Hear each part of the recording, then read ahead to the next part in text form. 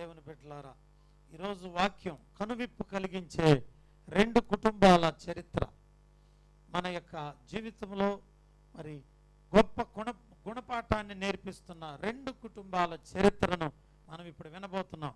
ప్రార్థన. పరిశుద్ధ ప్రేమ కలిగిన యేసయ్య మీకు వందనాలు తండ్రి. దేవానికి స్తోత్రములు ప్రభువా. అయినా మాలో గుణుగుడు సనుగుడు తీసివేయండి ప్రభువా. మేము దేవుని పని కొరకు నిష్పక్షపాతముగా తెల్లని మనస్సుతో ప్రార్థించేవారిగా, కష్టపడేవారిగా, ఇతరులను బలపరిచేవారిగా చేయండి. వాక్యాన్ని వినుచున్నాం ప్రభువా. మట్టి పురుగునైన నన్ను జ్ఞాపకం చేసుకుని నాలో మీరుండి మాట్లాడమని అయ్యా, రెండు కుటుంబాల చరిత్రను మాకు విషదపరచమని యేసుక్రీస్తు నామమున అడుగుచున్నాను తండ్రి. ఆమేన్. దేవునికి స్తోత్రం. గట్టిగా రెండు చేతులు పైకెత్తి వందనాలు చెప్పండి. చెప్పండి, నేను ఆగమనేదాకా చెప్పాలి. ఎల్రాయా ఎల్రాయా అన్నట్టుంది. హల్లెలూయా. ఏం నవ్వుతారేంటి? చెప్పాలి. హల్లెలూయా. స్తోత్రం స్తోత్రం. హల్లెలూయా హల్లెలూయా. షారోను పొలములో పూసిన పుష్పమా, అగాధలోయలో దాగిన ఆత్మమా. షారోను పొలములో పూసిన పుష్పమా, చంద్రబింబమంత అందము గలది, సూర్యుని అంత స్వచ్ఛ కళలు గలది. చంద్రబింబమంత అందము గలది, సూర్యుని అంత స్వచ్ఛ కళలు గలది. వ్యూహిత సైన్య సమ భీకర రూపిణి అయిన ఈమె ఎవరో,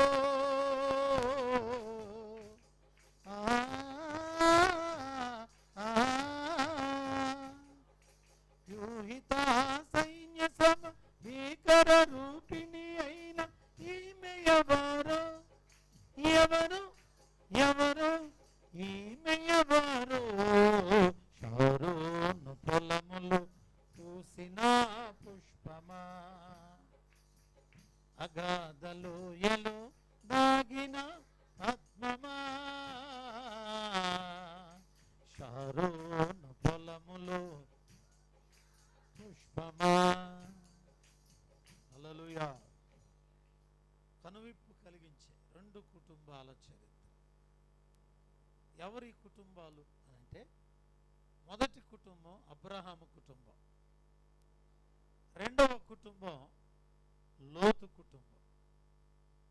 అబ్రహాము మెసొపొటేమియా అనే దేశంలో ఉంటూ ఉండగా ప్రభు మాట్లాడి, అయా అబ్రహాము, నీ దేశాన్ని, నీ తండ్రి ఇంటిని, నీ స్వజనులను విడిచి నేను రమ్మన్న దేశానికి నువ్వు రా అని పిలిస్తే, అప్పుడు అబ్రహాము తన భార్యను తీసుకుని, పిల్లలు లేరు, పిల్లలు లేకపోవటం వల్ల తమ్ముడికి బిడ్డ పుడితే తమ్ముడు కొడుకు అయినటువంటి లోతు అనే పిల్లోని తీసుకుని అబ్రహాము తన భార్యని, తమ్ముడు కొడుకుని, తనకు కలిగిన యావదాస్తిని తీసుకుని బయలుదేరి కానాను దేశానికి వచ్చాడు.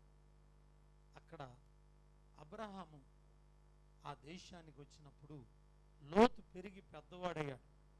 ఆయనకు కూడా పెళ్లి జరిగింది, ఆయనకు కూడా పిల్లలు పుట్టారు. దేవుడు అబ్రహామును బట్టి లోతును కూడా దీవించాడని రాశారు. అబ్రహాము యొక్క నీతి ప్రవర్తన, అబ్రహాము యథార్థత, అబ్రహాము దేవునితో నడిచిన ఆ పరిశుద్ధమైన నడకను బట్టి తనతో పాటు ఉన్న ఆ లోతును కూడా దేవుడు ఏం చేశాడు? దీవించాడు. ఒక్కోసారి విశ్వాసి అయిన దేవుని పిల్లలను బట్టి పక్కనున్న అవిశ్వాసులను కూడా దేవుడు దీవిస్తాడు. దేవుని బిడ్డలారా, అంతే, అది దేవుని కృప. బిడ్డలారా, ఇట్లా ఇద్దరు ఇరు కుటుంబాలు తలోక చోటకు వెళ్ళిపోయారు. లోతు బాగా సంసారం పెరిగి ఆయనకి గొడ్లు అలాగే గొర్రెలు మేకలు మందలు ఆస్తి ఆయనకు కూడా పెరిగిపోయింది. అప్పుడు వీళ్ళిద్దరు తండ్రి కొడుకులు వరుస అవుతారు. నాన్న మరి అబ్రహాం అన్నాడు, బాయ్ నీ కాపర్లకి నా కాపర్లకి తగాదాలు వస్తున్నాయి, మనిద్దరిని దేవుడు దీవించినప్పుడు విస్తరించబడిపోయాము కనుక మనిద్దరం బంధువులు గనక కాపర్లను బట్టి కాపలగాసే ఆ కాపర్లను బట్టి మనం తన్నుకుంటామేమో, బంధువులు అలా తన్నుకోవటం దేవుని చిత్తం కాదు. మన ఇద్దరం రక్త సంబంధికులం గనక తల ఒక దిక్కుకి వెళ్ళిపోదాం, నువ్వు ఏ దిక్కుకి వెళ్తావో కోరుకో అని అన్నాడు. లోతంట గబగబా సొదొమ గొమొర్రా పట్టణాలకు వెళ్ళి చూసుకున్నాడంటండి. ఆ పట్టణాలు ఆయన కళ్ళకి పచ్చగా ఏదైనా తోటగా అందమైనటువంటి ప్రిలారా సిటీలు, 2 సిటీలు కనపడ్డాయి. ఏం పట్టణాలు ఇవి? సొదొమ గొమొర్రా. అబ్బా ఈయన మాత్రం ఇక్కడ ఈ పట్టణంలో కాపురం ఉంటే నా కుటుంబం బాగా దీవించబడిపోతాయి, నేను ఇంకా డబల్గా దీవించబడిపోతాను అనుకున్నాడు. మొత్తం మీద పిల్ల బీరకాయ మొత్తాన్ని తీసుకుని సొదొమ గొమొర్రాకి వెళ్ళిపోయాడు. మరి అబ్రహాము ఎక్కడికి వెళ్ళాడు? అబ్రహాము రాళ్ళు రప్పలు కలిగిన ప్రాంతంలో దేవుని అడిగి ప్రభు వెళ్ళమంటే బిడ్డలారా రాళ్ళు రప్పలు కలిగిన కానాను ప్రాంతానికి వెళ్ళాడు. అబ్రహాముకి లోతుకు మధ్య తేడా ఏమిటో మనం గమనించినట్లయితే బిడ్డలారా, అబ్రహాము ఎక్కడికి వెళ్ళినా, అబ్రహాము ఎక్కడ గుడారం కట్టినా దాని ప్రక్కనే ఇంకోటి కట్టుకుంటూ వచ్చాడు. చూడండి, ఆదికాండం 12వ అధ్యాయము 7-8 వచనాలు చదువుకుందాం.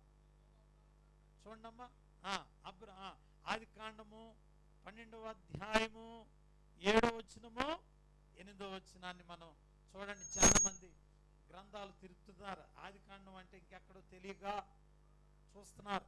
యెహోవా అబ్రహామునకు ప్రత్యక్షమై నీ సంతానమునకు ఈ దేశం ఇచ్చేదనని చెప్పగా అతడు తనకు ప్రత్యక్షమైన యెహోవాకు ఒక బలిపీఠమును కట్టెను.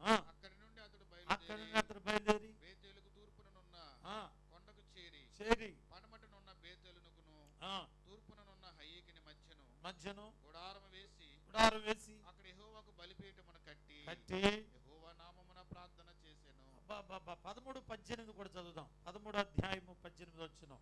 అప్పుడు అబ్రహాము తన గుడారము తీసి హెబ్రోనులోని మమ్రే దగ్గరనున్న సింధూర వృక్షమునున్న వనములో దిగి అక్కడ యెహోవాకు బలిపీఠమును కట్టెను. గట్టిగా స్తోత్రం చెబుదాం. బిడ్డలారా చూడండి, అబ్రహామట ఎక్కడ గుడారం కట్టబోయే చోట ముందేం కట్టాడు? అమ్మా మీరు ఇటు చూడాలి, నా వైపు చూడాలి, పాఠం నేర్చుకోవాలి మనం. ముందు ఇల్లు కట్టే ముందు అబ్రహాం చేసిన పని ఏంటంటే ఫస్ట్ దేవునికి బలిపీఠమును కట్టాడు. బలిపీఠం అనగా ప్రార్థన, కుటుంబ ప్రార్థన. ఏ ప్రార్థన ఇది? కుటుంబ ప్రార్థన చేసుకుంటూ గుడారం వేశాడు, ప్రార్థన చేస్తూ వనంలోకి వచ్చాడు, ప్రార్థన చేస్తూ చెట్లు పెట్టాడు, ప్రార్థన చేస్తూ భోజనం చేస్తున్నాడు, ప్రార్థన చేస్తూ తన గొర్రెల మందలను మేపుకుంటున్నాడు, ప్రార్థన చేస్తున్నాడు, తన కుటుంబం చుట్టూ కంచి వేసుకుంటున్నాడు. ఎక్కడికి వెళ్ళినా కుటుంబ ప్రార్థన. ఎక్కడికి వెళ్ళినా ముందు ఎవరిని ముందు పెడుతున్నాడు? ఉదయాన్నే లేవగానే కుటుంబ ప్రార్థన, మధ్యాహ్నం కుటుంబ ప్రార్థన, సాయంకాలం కుటుంబ ప్రార్థన. గుడారం ఇక్కడ తీసి ఒకవేళ వేరే చోట హెబ్రోన్కి వెళ్ళాడండి, హెబ్రోన్లో కూడా ముందు బలిపీఠాన్ని కట్టాడు, ఆ తర్వాతే గుడారము వేసుకున్నాడు. అంటే అబ్రహాము యొక్క కుటుంబం ఎలాంటి కుటుంబం అంటే ఎక్కడికి వెళ్ళినా ఫస్ట్ దేవునికి ప్రార్థన చేయటం, ప్రార్థనలో దేవుని స్తుతించడం, ప్రార్థన చేస్తూ దేవుని ముందు పెట్టుకోవడం. ఒక పని ప్రారంభిస్తున్నాడు అని అంటే ముందు ప్రార్థన, ఆ తర్వాతే తన పని. ఎక్కడికి వెళ్ళినా ముందు ఏమిటంట? ప్రార్థన. నాకు డోర్కా గారు అన్నారు, ఇవాళ కూడా మమ్మల్ని ఎవడో ఒకటి రమ్మన్నారయ్యా, ఆదివారం వస్తే చాలు మమ్మల్ని పిలుస్తున్నారు. నిజమే, ఎవరి మీద అయితే దేవుని కృప ఎక్కువ ఉంటుందో సాతాను వెంటాడుతూ ఉంటుంది. వాళ్ళని గుర్తుపెట్టుకోవాలి ఎప్పుడు కూడా. బిడ్డలారా చూడండి, ఎవరైతే దేవుని కోసం కొంచెం కష్టపడే వ్యక్తులు కనబడతారో వీళ్ళ వల్ల సంఘానికి సహాయం దొరికిద్ది, సంఘం దీవించబడిద్ది అనుకుంటే ఆ కుటుంబం మీద సాతానుడు చెలరేగుతూ ఉంటాడు. బిడ్డలారా, నీకు కష్టాలు కలుగుతున్నాయి అంటే సంఘానికి నీ వల్ల ఆశీర్వాదం ఏదో జరగబోతా ఉంది. చెలరేగుతున్నాడు సాతాను. ఏదో దేవుని యొక్క కార్యం నీ కుటుంబం తరపున జరగబోతుంది. ఏ మనిషి అయితే దేవుని సంకల్పంలో ఉంటాడో ఆ కుటుంబాలను దేవుడు సాతానుడు గలిబిలి చేస్తూ ఉంటాడు. దాన్ని మనం గుర్తెరిగి దాన్ని ఎట్లా సంపాలంటే ఏదైతే గలిబిలి రేపుతుందో దాని మీద మనం ఎక్కి నొక్కాలి అని అంటే ఖచ్చితంగా ప్రార్థన చేయాలి. బిడ్డలారా, దేవునికి లోబడాలి. చూడండి, ఎక్కడికి వెళ్ళిన ప్రార్థనతోనే తన కుటుంబాన్ని కట్టుకున్నాడు. బిడ్డలారా, నేను అడుగుతున్నాను, ఇంట్లో కుటుంబ ప్రార్థన జరుగుతున్నదా? పెందల కన్ను లేచి ఉదయకాలం ప్రార్థన చేయగలుగుతున్నారా? చూడండి, ప్రతిరోజు ఒక కుటుంబం 2 కుటుంబాలు వచ్చి మందిరంలో ప్రార్థన చేస్తున్నాయి. ఒక్కోసారి బిడ్డలారా, నేను కొంచెం అమ్మగారు మేము మీటింగ్కి వెళ్ళినప్పుడు ఒకరోజు నేను 1 గంటకు వస్తా ఉన్నాను. కొంచెం ఆ రోజు కష్టమైనప్పుడు ఆ మంచం దిగి క్షమించమని ప్రభుని అడుగుతూ ఉంటాను. కానీ ఏమాత్రం పిల్లల మీటింగ్ లేకపోతే గబగబ వచ్చేసేసి చిన్న వాక్యం చెప్పి ప్రార్థనలో ఏకీభవించి కుటుంబం అంటే నాకు ఏ కుటుంబం ఉంది? సంఘమే. స్తోత్రం చెబుదాం. హల్లెలూయా. బిడ్డలారా, కనుక గుర్తుపెట్టుకోవాలి, పెందల కన్ను లేచి ప్రార్థన బలిపీఠం కడితే నీ ఇల్లు కట్టడానికి దేవుడు రెడీగా ఉన్నాడు. బిడ్డలారా, ఎక్కడైతే కుటుంబ ప్రార్థన జరుగుతుందో ఆ కుటుంబాలను దేవుడు కొత్తగా నిర్మాణం చేయబోతా ఉన్నాడు. బిడ్డలారా, అబ్రహాం ఎక్కడికి వెళ్ళినా అక్కడ ఏం కట్టాడమ్మా? అది ఎక్కడికి వెళితే అక్కడ బలిపీఠాలు కట్టుకుంటూ వచ్చాడు. ఎక్కడికి వెళ్ళిన బలిపీఠాలు కట్టాడు. బిడ్డలారా, అందుకనే అబ్రహాం గుడారం అంటే దేవునికి ఇష్టమైంది. లోతు సొదొమ గుమర్రకు వెళ్ళాడు. కానీ సొదొమ గుమర్ర పట్టణాల్లో లోతు యొక్క మనస్తత్వం, లోతు పరిస్థితి ఎలా ఉందంటే వెళ్ళినప్పుడు బాగానే సంతోషంగా వెళ్ళాడు. కానీ తీరా అక్కడికి వెళ్ళిన తర్వాత సొదొమ గుమర్ర పట్టణాల పరిస్థితిని చూసి అతడు లోతు తన గుండెల్లో బాధ కలుగుతుంది, నొచ్చుకుంటున్నాడు, వేదన కలుగుతుంది. ఎందుకంటే ఆ పట్టణాల నిండా ఎక్కడ చూసినా విచ్చలవిడితనమైన వ్యభిచారము, విగ్రహారాధన, అక్రమ సంబంధాలు, ప్రియులారా లెస్బియన్సీ, అలాగే ప్రియులారా అలాగే ఆడవాళ్ళు మగవాళ్ళు పెళ్లి చేసుకుని అసభ్యకరంగా సెక్స్ చేస్తున్నారు. హోమోసెక్స్.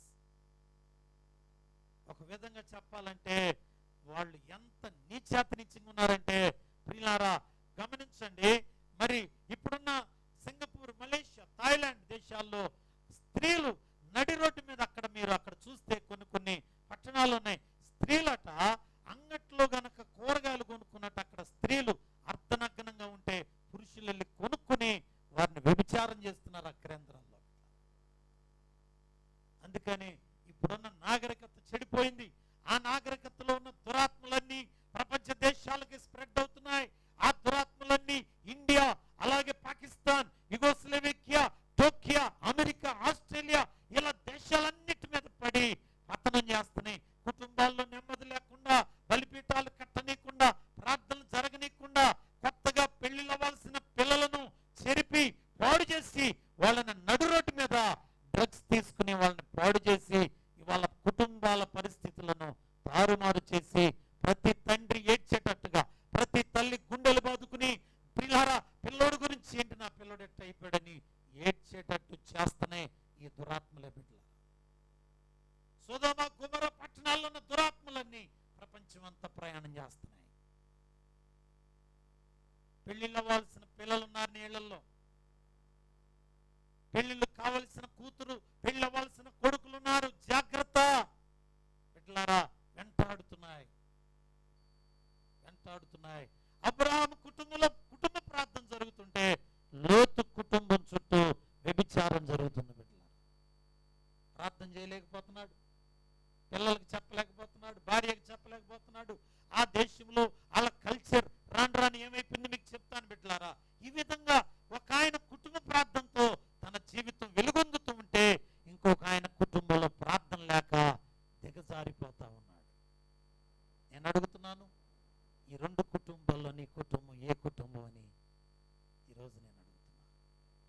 పిల్లలను పొద్దున్నే లేపి ప్రార్థన చేయించగలుగుతున్నావా?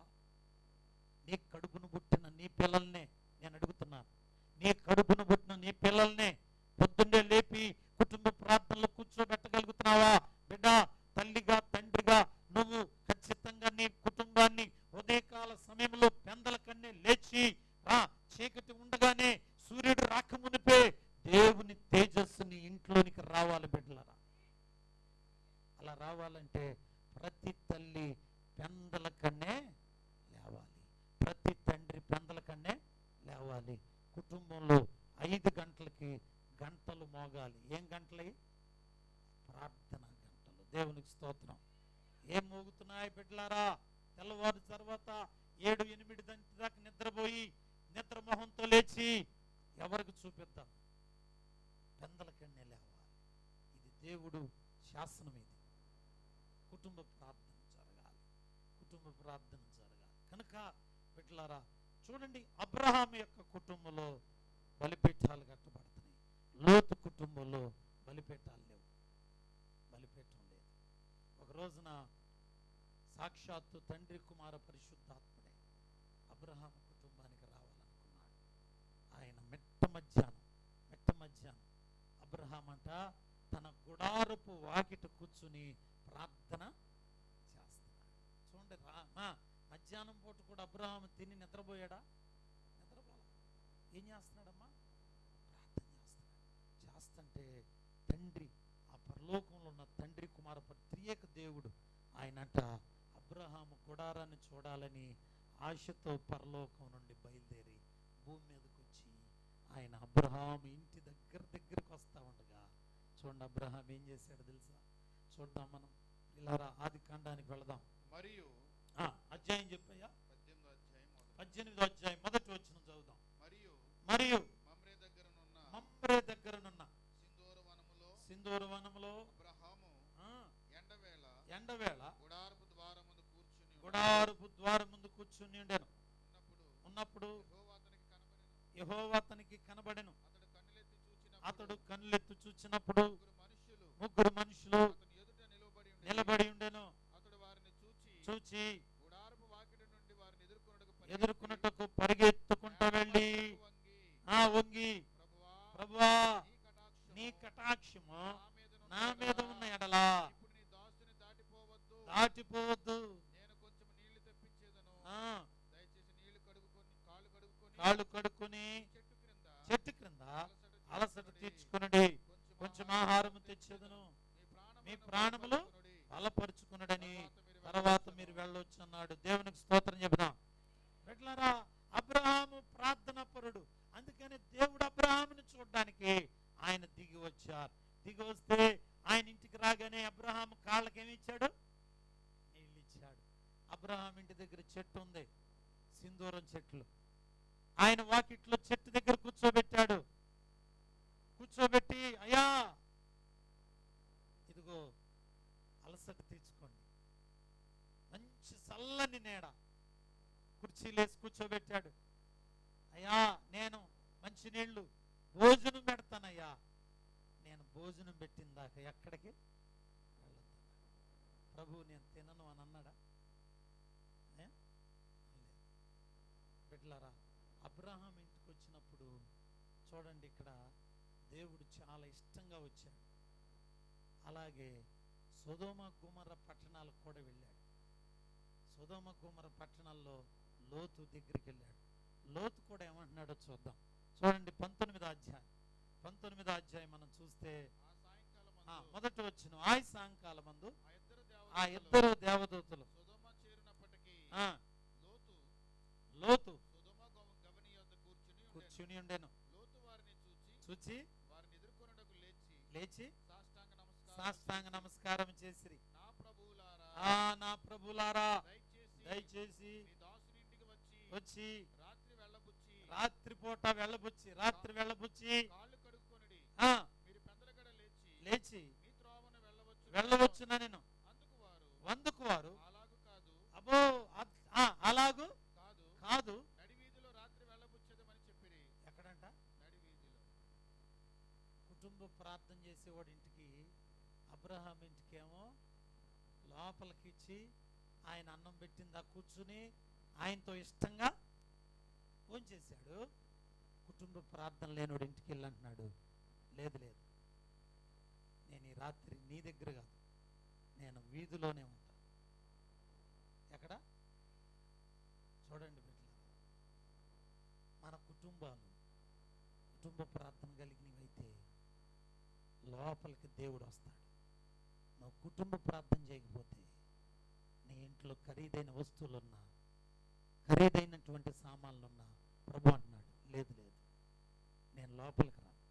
అవసరమైతే నడివీధిలోనే, ఏమండి నడివీధిలో ఆయన ఉండొచ్చు. అసలు పిలిచాడుగా ఆయన. ఎవరు అమ్మా? లోతు పిలిచాడు. అబ్రహాము పిలిచిన విధానం ఎట్టుందో తెలుసా? ప్రభు కనబడగానే నేల మట్టుకు అబ్రహాము సాష్టాంగపడ్డాడు.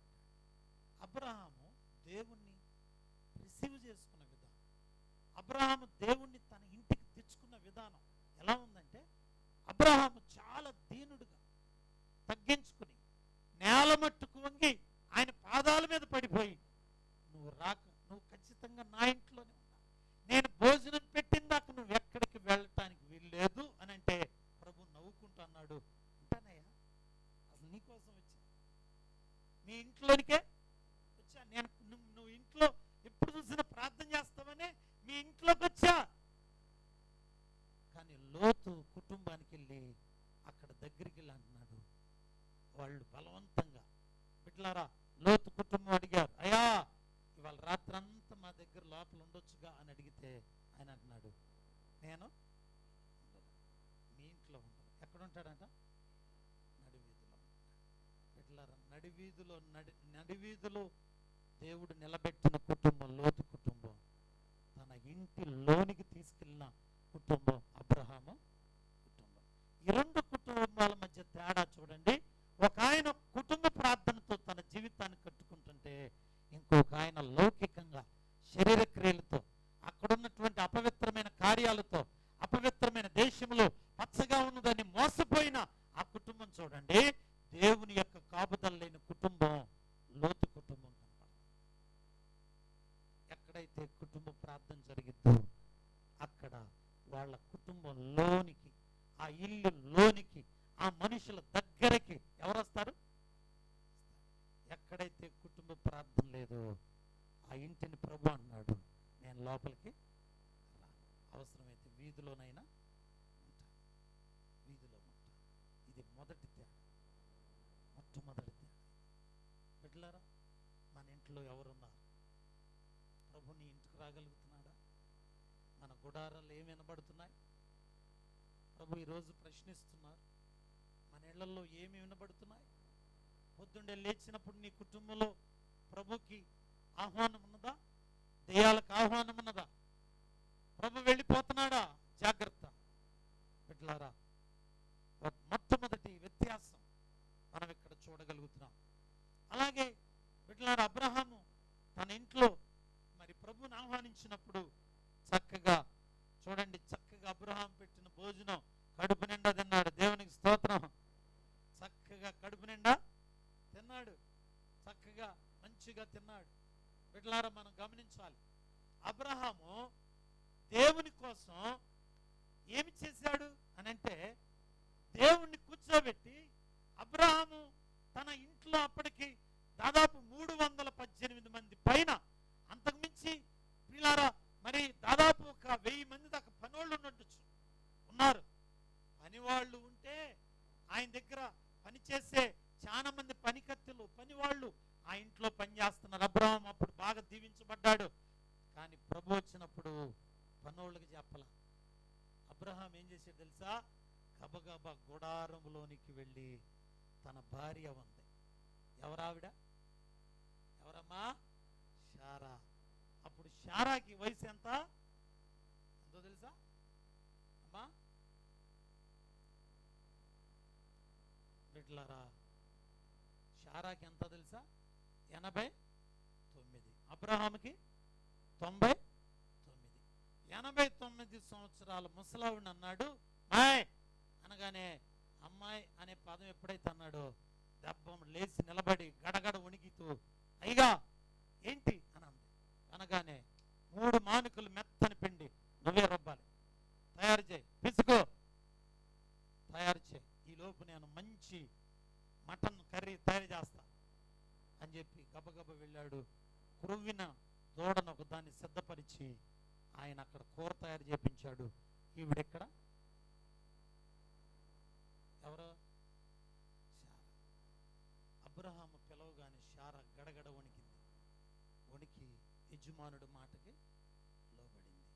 భోజనం ఇంతకు ఎవరు సిద్ధపరిచారనంటే ఏ పనోళ్ళు సిద్ధపరచడానికి అవకాశం ఇవ్వాల. ఎవరు సిద్ధపరిచారు? అబ్రహాము, శారా. ఎవరికి? స్తోత్రం. పెట్టినారా? వాళ్ళిద్దరే మేము దేవునికి పెట్టుకోవాలి, మేమే సిద్ధపరచాలి, మా చేతులతో చేసుకోవాలి అని ముసలోళ్ళు అయినా సరే గడగడ వణికింది శారమ్మ.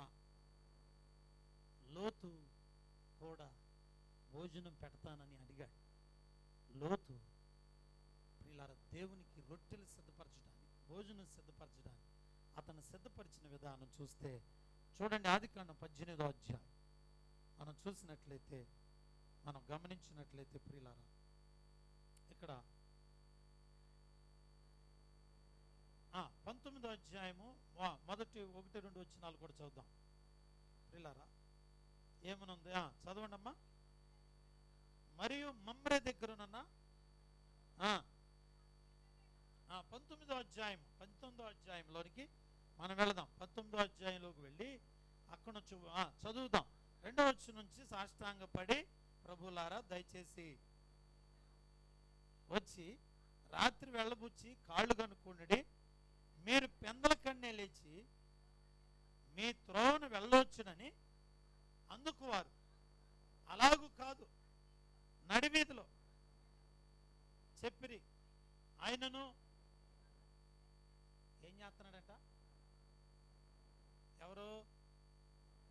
లోతు మిక్కిలి చేసినప్పుడు. అంటే వాళ్ళు అంతకుముందు ఎటు తిరిగారు? ముఖం ఎటుంది? లోతు ఇప్పుడు ఏమంటున్నాడు? ఏం చేశాడంట అమ్మా?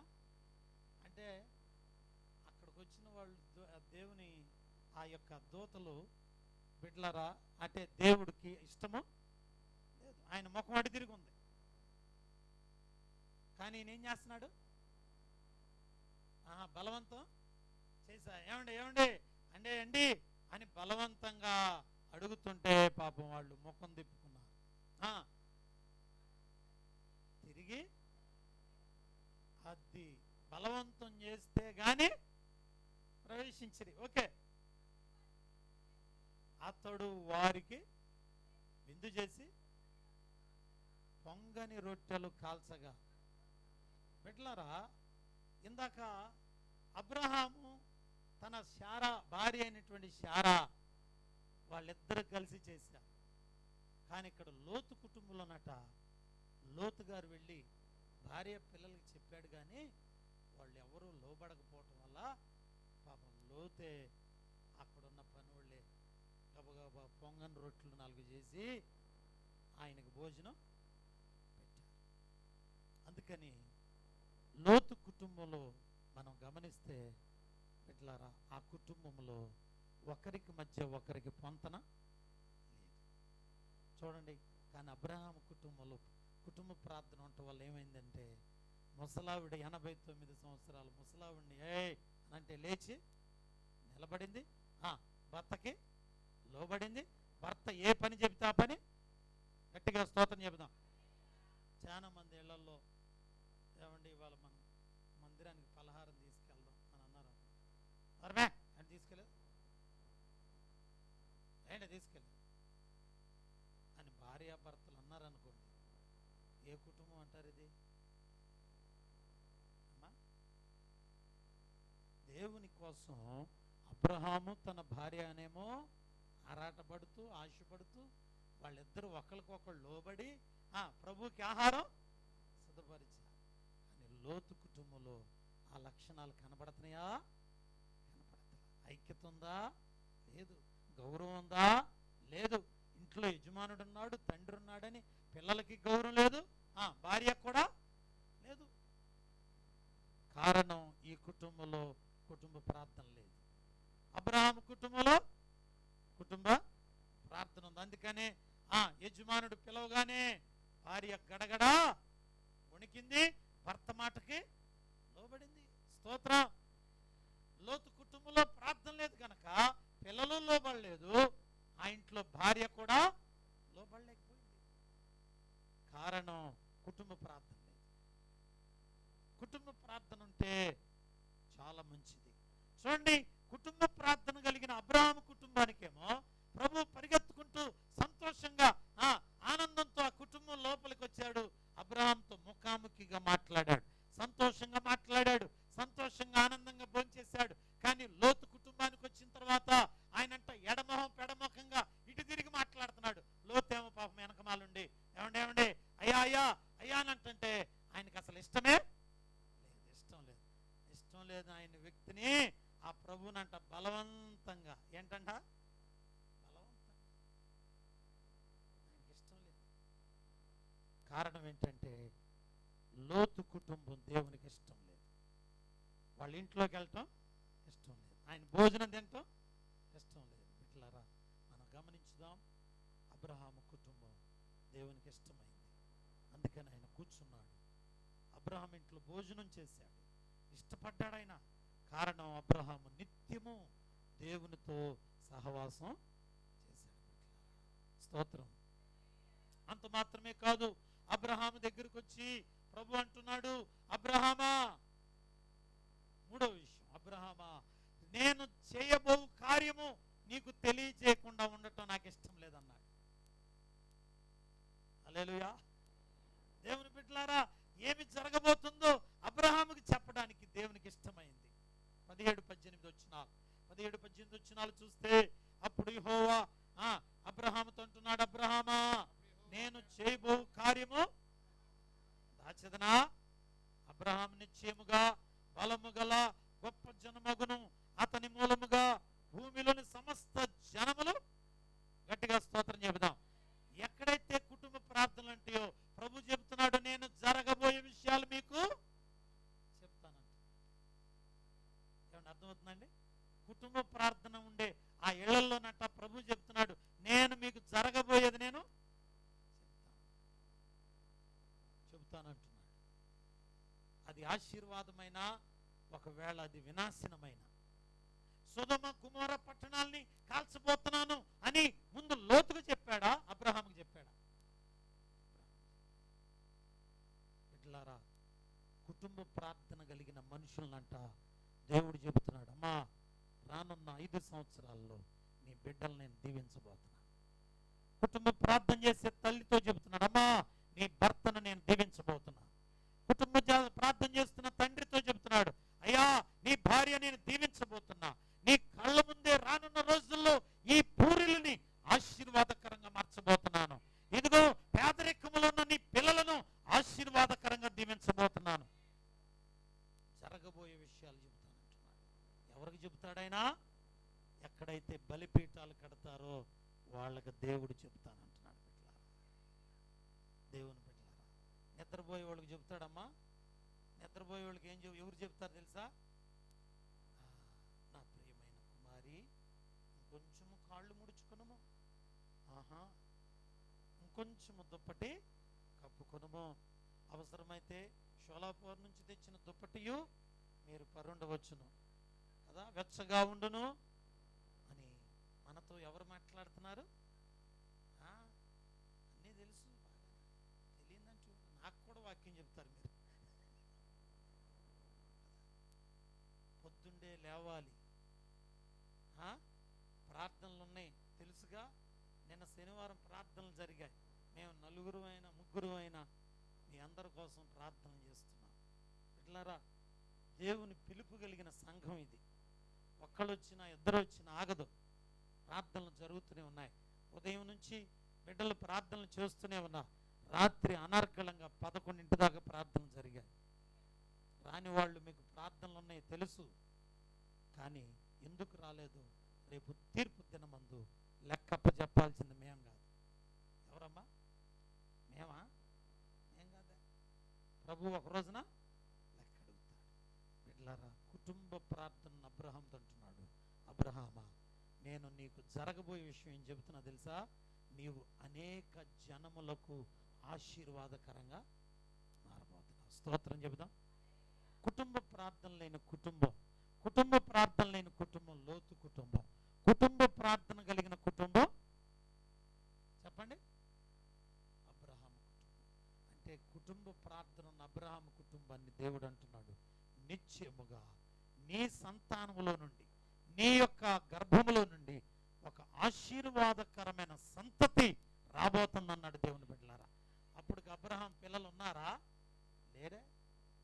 కొడుకు లేడు, కూతురు లేడు. కానీ దేవుడు అన్నాడు, నీలో నుంచి ఆశీర్వాదకరమైన సంతతి రాబోతుందన్నాడు. స్తోత్రం.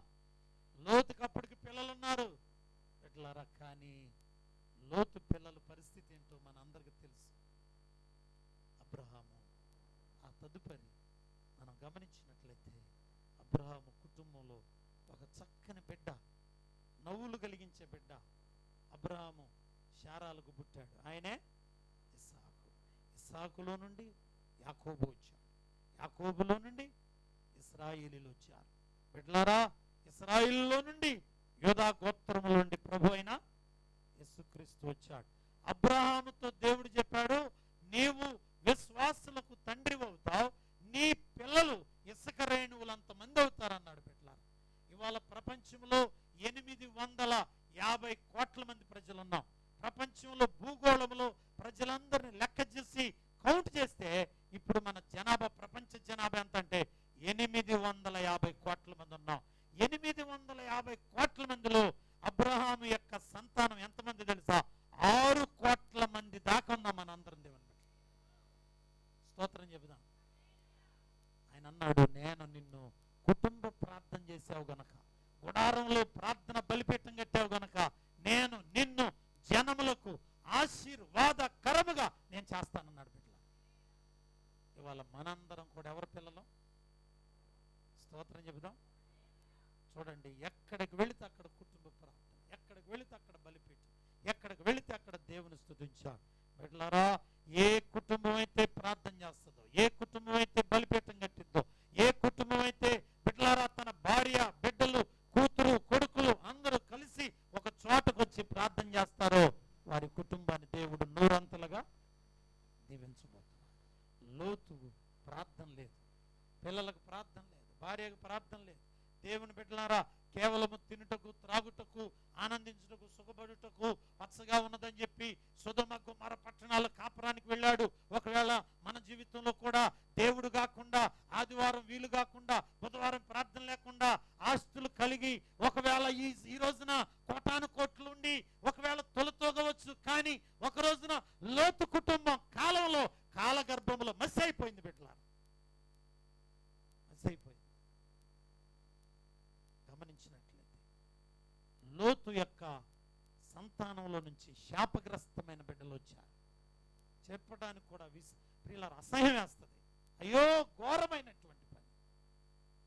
లోతు కుటుంబం వినాశనాన్ని తెచ్చింది, కానీ అబ్రహాము కుటుంబం ఆశీర్వాదం అనే పంటను తెచ్చింది. బిడ్డలారా, కనుక మన కుటుంబాల్లో అపవిత్రమైన కార్యాలు, అబ్రహాము దగ్గరికి ప్రభు వెళ్ళినప్పుడు అబ్రహాము గుడారము దగ్గర ప్రార్థన చేస్తున్నాడు.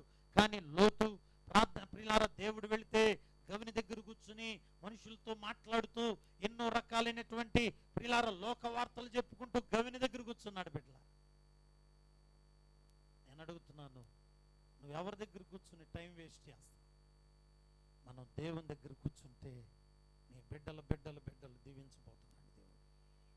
బిడ్డలారా, లోక వార్తలు చెప్పుకుంటా వాళ్ళెట్లా వీళ్ళెట్లా అని ఒకవేళ అలా చెప్పుకుంటూ వెళ్తే నీ సంతతి ఏమవుతుందో తెలియదు. దేవుడున్న కుటుంబాలుగా ఉండాలి. దేవుడున్న కుటుంబాలు. ఆస్తులు ఇవాళ ఉంటే రేపు పోతాయి. బిడ్డలారా, ఆస్తులు చూసుకోవద్దు. నా కుటుంబంలో ప్రార్థన ఉంది, నా కుటుంబంలో రక్షణ ఉందయ్యా, నా కుటుంబంలో దేవునితో సహవాసం ఉంది, నా కుటుంబంలో దేవునితో కలిసి మేము కుటుంబంలో అంతా కలిసి ప్రార్థన పెట్టుకుని దేవుని స్తుతించగలుగుతున్నాం. ఇదే పరలోకం బిడ్డలారా, ఇదే గొప్ప ఆస్తి అనుకోండి. మన కుటుంబం అంతా కూడా ఒక చోట కూర్చుని ప్రార్థన చేయగలిగితే, కుటుంబ ప్రార్థనే భక్తిపరులైన దైవీకమైన మనుషులను తయారు చేసే ఒక కర్మాగారం లాంటిదండి బిడ్డలారా, ఒక ఫ్యాక్టరీ లాంటిది కుటుంబ ప్రార్థన. కనుక నా మాటలు ముగించబోతున్నాను. మన కుటుంబం ఏ కుటుంబం, ఎలాంటి కుటుంబంగా ఉన్నది బిడ్డలారా? కుటుంబ ప్రార్థన వల్ల అబ్రహాము జీవితంలో ప్రభు ఆయన దగ్గరికి రావడానికి ఇష్టపడ్డాడు. కుటుంబ ప్రార్థన అయింది, ఆయన దగ్గరికి ఇష్టపడలేదు. కుటుంబ ప్రార్థన ఉన్న ఆయన దగ్గర భోజనం చేశాడు. కుటుంబ ప్రార్థన అయిన ఆయన దగ్గర నాకు వద్దన్నాడు. కుటుంబ ప్రార్థన ఉన్న ఆయనతో నీకు జరగబోయేది చెప్తున్నాను అన్నాడు. కుటుంబ ప్రార్థన అయిన ఆయనతో ఏ మాట చెప్పలేదు. కుటుంబ ప్రార్థన ఉన్న ఆయనతో అన్నాడు, నేను నీ సంతతిని, జనాలు నీలో నుంచి వచ్చే కొడుకు కొడుకు కొడుకు నీ విత్తనాలన్నీ దీవిస్తానన్నాడు. బిడ్డ, కుటుంబ ప్రార్థన లేని వాడి జీవితం మధ్యలోనే పతనం అయిపోయింది. దేవుని బిడ్డ, బలిపీఠాన్ని కట్టిన అబ్రహాము కుటుంబం అంతకంతకు ఆత్మీయ వారసులను తీసుకురాగలిగింది. ఈ మాట మనం చదువుదాం. హెబ్రీయులకు రాసిన పత్రికలో 11వ అధ్యాయం ఈ ఒక్క మాట చదివి మనం ముగింపులోకి వెళ్దాం. అబ్రహాము ఎంతగా తన సంతతిని ఎలా దీవించగలిగాడనంటే, హెబ్రీ 11వ అధ్యాయం 20వ వచనం చదువుదాం. 20, 21, 22 వచనాలు. అమ్మా, విశ్వాసమును బట్టి ఇస్సాకు జరగబోవు సంగతుల విషయమై యాకోబును ఏశావును ఆశీర్వదించెను. విశ్వాసమును బట్టి యాకోబు అవసాన కాలమందు యోసేపు కుమారులలో, గట్టిగా స్తోత్రాలు చెబుదాం బిడ్డలారా, ఇస్సాకుని ఎవరు దీవించారు? అమ్మా, అబ్రహాం. హల్లెలూయా. ప్రియులారా, 8వ వచనం చదవండి. 8వ వచనం. అబ్రహాం పిలువబడినప్పుడు విశ్వాసమును బట్టి లోబడి ప్రదేశమునకు వచ్చాడు. బిడ్డలారా, అబ్రహామట ఇస్సాకును దీవించాడు. అబ్రహాము ఇస్సాకును దీవించాడు. మరి ఇస్సాకు తన యాకోబుని దీవించాడు. యాకోబు తన పిల్లలైన ఇశ్రాయేలుని దీవించాడు. దేవునికి స్తోత్రం. అంటే ఈ ఆశీర్వాదాలనే కొనసాగింపు ఎక్కడి నుంచి వచ్చింది? అబ్రహాముల నుంచి. అంటే విశ్వాసము అబ్రహాములో స్టార్ట్ అయ్యి ఆ విశ్వాసపు యొక్క ఆశీర్వాదం వాళ్ళ పిల్లల పిల్లల పిల్లల్లోకి వచ్చింది. బిడ్డ, కారణం అబ్రహాము బలిపీఠం కట్టాడు, కుటుంబ ప్రార్థన చేయగలిగాడు. మనం కూడా ఇలా చేద్దాం. చేస్తే మన ఇంటికి ప్రభు వస్తారు. మన ఇంటికి ప్రభు వస్తే ఏం జరిగిద్దో చెప్పాను కదా. ఆశీర్వాదము, జరగబోయే విషయాలు, నువ్వు తినే తిండి దీవించబడింది, నీ గుడారం వర్ధిల్లుతుంది. బిడ్డలారా, నువ్వు ఏం ప్రార్థన చేస్తే ఆ ప్రార్థన దేవుడు వింటాడు. నీ దగ్గరే కూర్చుంటాడు ఆయన. నువ్వు ఏది పెడితే అది తినడానికి ఇష్టపడతాడు. బిడ్డ, హల్లెలూయా. కనుక అంత మాత్రమే కాదు, 99 వయసులో కూడా అబ్రహాము శారాల మధ్య గౌరవం ఉందా? గౌరవం లేదా? అమ్మా, ఉంది కదా. అబ్రహాము శారానట అబ్రహాముని ఏమని పిలిచింది? యజమానుడా. ముసలావిడ, 90 సంవత్సరాలు ముసలావిడంట 100 సంవత్సరాలు ముసలాయింది అంటుంది. ఏమయ్యో కార్తీక్, పేరు పెట్టి పిలుస్తున్నారా మీ భర్తల్ని? పిలవకూడదు అట్లా. ఏమని పిలుస్తుందమ్మా? My master. ఏమని? యజమానుడా. అంటే భార్యాభర్తల పిలుపు కూడా గౌరవంగా ఉండాలండి. ఎలా ఉండాలమ్మా? గౌరవం ఉండాలి. చాలా మంది విద్యార్థిని పిలిచినట్టు, ఓయ్ నిన్నే. ఏంది ఆయన స్టూడెంటా? కాదే. మన పిలుపులో కూడా ఏముండాలంట? గౌరవం ఉండాలి. స్తోత్రం. ఇవన్నీ బైబిల్ నేర్పుతున్నటువంటి చక్కని మాటలు కనుక దేవుడి మాటలు దీవించునుగాక. ఆమేన్. ప్రార్థన చేసుకుందాం. తల్ల వంచినట్లయితే ప్రార్థన. పరిశుద్ధమైన తండ్రి, ప్రేమ నమ్మకమైన మా ప్రభు, మీకు వందనాలు. దేవా, నీకు స్తోత్రములు చెల్లిస్తున్నాం. గొప్ప దేవుడు నాయన, ఆదరణకర్త, ఆదరించువాడు, కనికరము కలిగిన దేవుడు. మీరు మాతో గొప్ప విషయాలు మాట్లాడారు. దేవా, 2 కుటుంబాల చరిత్రను మాకు తెలియచేశావు, కనువిప్పు కలిగించావయ్యా, మాకు బుద్ధి వచ్చేటట్టు మాట్లాడావు. చాలా మంది కుటుంబ ప్రార్థన లేదు. పొద్దుండే లేచి ప్రార్థన చేసే ఆ లక్షణం కోల్పోయారు. ఉదయకాలపు ప్రార్థనలు మా యొక్క కుటుంబాల్లో ఆగిపోయినాయేమో. బరువా మేలు కొలపండి అయ్యా, బిడ్డలను లేవనెత్తండి. ప్రతి పిల్లవాడు, ప్రతి యవనస్తుడు, యవనస్తురాలు, ప్రతి తల్లి, ప్రతి తండ్రి తమ బిడ్డలను లేపి ఉదయకాల సమయంలో కుటుంబ ప్రార్థన పెట్టి, అయ్యా బలిపీఠమును కట్టి నిన్ను నాయనా ఆహ్వానించేవారిగా, అబ్రహాము గుడారములో ఉన్న దీవెనలు పొందేవారిగా, అబ్రహాము సంతతిగా మేము దీవించబడాలి ప్రభు. లోతు కుటుంబంగా మా కుటుంబాలు ఉండకూడదయ్యా, లోతు కుటుంబాలుగా మేము ఉండకూడదు నాయన. అబ్రహాము కుటుంబంలాగా మా కుటుంబాలు ఉండాలి. సహాయం చేయి నాయన. నిన్న వర్తమానం మన హృదయంలో దాచి భద్రపరచమని యేసుక్రీస్తు నామం అడుగుచున్నాను తండ్రి. ఆమేన్.